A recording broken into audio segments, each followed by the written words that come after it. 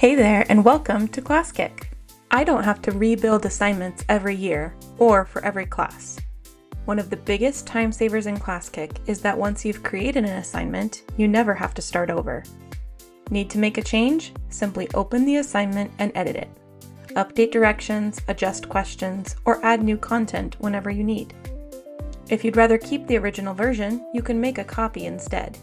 Duplicating an assignment lets you create different versions without changing the original. This is especially helpful when teaching multiple groups. You can quickly create versions with extra support, different directions, or adjusted questions for different classes. I can add audio supports, highlight, underline, and offer different response options.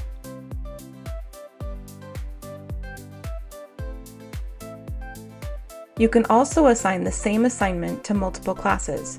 Whether you're teaching several class periods or reusing activities next semester, the assignment stays ready whenever you need it. Most teachers build their assignment once, then continue improving and reusing it over time.